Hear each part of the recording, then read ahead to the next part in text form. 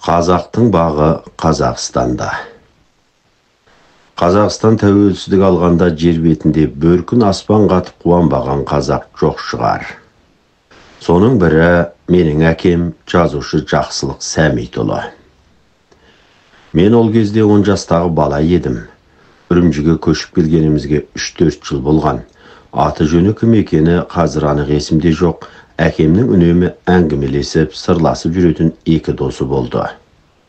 3 бөлмелі үйіміздің бір бөлмесіне 3-еуі кіріп алып, бізді шығарып жіберіп, ұзақ әңгімелер айтатын. Соңғы кездерінде радиоға құлақтарын төсеп, демдерін іштеріне тартып тыңдап отырғанында талай көрдім. Үйдің еркесі болған соң мен қайта-қайта кіріп барып мазаларын алушы едім. Бір күні 2 досын шығарып салып тұрып, «Бөгінде жоқ болды», деп ауыр күрсінді әкем. Аналарда қабақтары салбырап, сүлкіні түсіп кетіп қалды. Ертесі түстен кейін әлгі 2 досы тағы келді де, радионы ортаға алып қоралай отырысты. Залда ойнап жүредім, бір уақытта әкемдер отырған бөлмеден қатты айғайлаған дауыс шықты. Жүгіріп жетіп бардым. Барсам, бөлмеде 3-еуі секіріп жүр.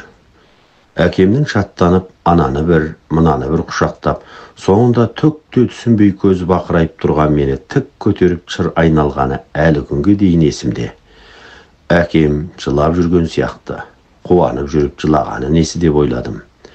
Ол кезде, бірақ ол жастың, қуаныштың, мәңгілік арманның орындалып, ақ түйенің қарны жарылған қажайып сәттің жас екенін мен кейін түсіндім. Сөйтсем 3-еуі күнде ауаша бөлмеге кіріп алып, Азаттық радиосын тыңдайды екен ғой. Кеңес одағы құлауға айналып, одақтас республикалар бірінен кейін бірі тәуелсіздік жариялап, егеменді ел құрып жатқанда, Қазақстан қашан тәуелсіздік жариялайды деп пәлен күн бойы тықыршып жүріпті. Дәл сол күні Хасен Өралтай Азаттық радиосынан Қазақстанның тәуелсіздік жариялағанын күллі әлемге сүйіншілеп жеткізіпті. Сол кездегі әкемнің есі шығып қуанған бейнесі күні бүгінге дейін көз алдымда. Сол күннен бастап әкемнен маза кетті. Қазақстанға көшуге бел буды. Желпілдемей әліптің артын бақсан қайтеді. Бұл елден не жамандық көрдің. Том-том кітаптарың шықты. Қазірде бір мекеменің бастығысың деп әлдегімдер айтып еді. Жоқ, бұл елде жүре берсем балаларым ертең Қытай боп кетеді. Ішсең руыңмен, не көрсем де ата жұртыма барам. Сол елде жүріп жер сыпырсам да жанбағам. Қазақтың бағы Қазақстанда деп әкем шорт қайырды. Бірақ біздің құжат жұмыстары бітпей біраз уақыт айналдық. Құжатымыз кешіккен сайын Қазақстанға қашан кетеміз деп біз де үлкендердің мазасын алдық. Сөйтіп, 1001 жапамен құжаттарымызды бітіріп, виза ашқызып, Қазақстанға қарай бет алдық. Үрімжіден көшкен 4 отбасының бала шағасы бір автобусқа отырып шекараға жеттік. Қазақстан шекарасынан өткенде автобустың жүргізушісі: «Ал ағалар, Қазақстан еліне қош келдіңіздер. Сіздер міне өздеріңіз аңсап келе жатқан Қазақстан топырағына жеттіңіздер», дегенде әкем Жақсылық Сәмитұлы, Әрмиябек Сағындықұлы, Тұрсынхан Зәкенұлы, Ғалым Қалибекұлы 4-еуі 4 отбасының отағасылары бірін-бірі құшақтап секіріп қуанғаны да әлі күнге дейін көз алдымда. Ол 1993 жылы 9 сәуір еді. Мүмкін бұл қуанышты қазір көп адам сезіне бермейтін шығар. Ал ол кезде құжат бітіру қиын, екі ел арасындағы көші-қон мәселесіне байланысты көп мәселе әлі толық шешілмеген кезеңде қой бастаған серкедей Қытай қазақтарының көшін бастаған біздің әкелеріміз үшін ол мәңгі ұмытылмас сәт.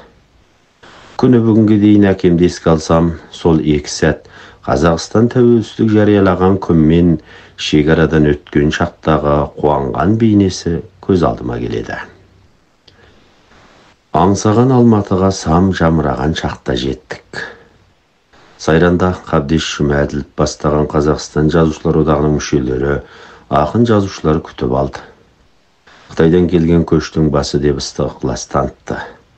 Әрине, ол Қазақстанның бір қиын кезеңі еді ғой. Біз де қиналдық. Әсіресе құжаттану жұмысы қанжылық қып әзер бітті. Бірақ соның бәріне әкем қабақ шытып ренжіген емес. Балам, мен сендерді ата жұртқа жеткіздім. Басты арманым орындалды. Мен бұл елден алайын деп келгем жоқ. Берейін, балам үйіріне қосайын деп келдім. Дүние кімге жолдас болар дейсің. Сендер жақсы оқып осы елге балдай батып судайсың сеңдер болды. Менің Құдайдан тілегенімде сол, деп бізге ақыл айтатын. Құдайға тәуба. Әкем жақсылық пен шешем Кәмиланың армандары орындалды. Қазір 6 баласынан 17 немере жиендері бар. Әкемнің тағы бір арманы Оспан Батыр жайлы роман жазу еді. Ол да орындалды. Қаһарлы Алтай романы бастапқыда Сергелдең деген атпен 4 том болып жарық көрді. Саралағаз деген әңгімелер жинағы, Ата мекен, Алтын қазық, Пөстер жинағы баспадан шықты. Сергелдеңнің соңғы томы түрік тіліне аударылды. Қазақстанға келгенде әкем сүбелі сыйлық үлкен атақ алған жоқ. Бірақ президенттің мемлекеттік стипендиясын иеленді. Әкеміздің сол кезде батыл шешім қабылдап бізді ата жұртқа жеткізгеніне біз қазірде үлкен алғыс айтамыз. Оқыдық, білім алдық, ел қатарлы бақытты тұрмыс кешіп жатырмыз. Өз еліңде тәуелсіз мемлекетіңнің құшағында еркелеп жүргеніңнің өзі үлкен бақыт. Тірі болса, келер жылы 85 жасқа келетін марқұм әкеміз бізді сол бақытқа жеткізіп кетті. Қазақ үшін тәуелсіздіктен қымбат байлық жоқ. Біз осыны шынайы сезінген ұрпақпыз. Авторы Заңғар Жақсылықұлы. Оқыған Жұмабек Әлімқанұлы.